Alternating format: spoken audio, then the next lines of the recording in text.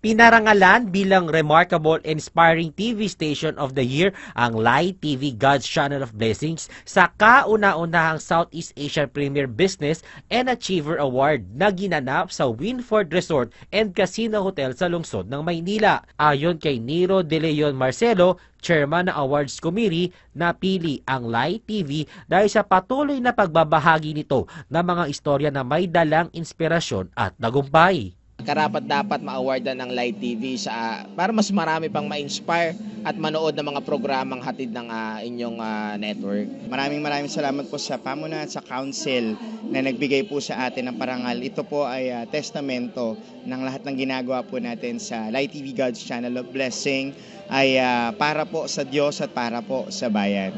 Nakatanggap din ang host ng Bangon na Pilipinas na si Public Attorney's Office Chief Attorney Persida Rueda Acosta ng parangal bilang Outstanding and Inspiring Public Servant of the Year.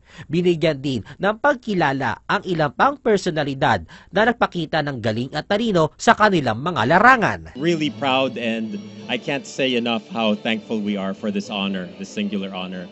Super happy po namin na na-recognize po ulit ang OPM sa country po natin.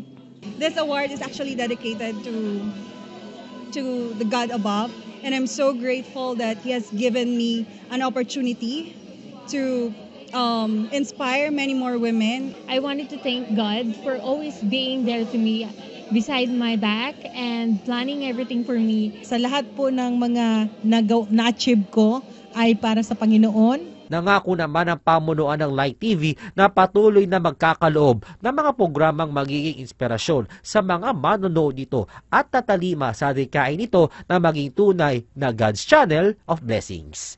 Christopher Tirabulo, Newslight.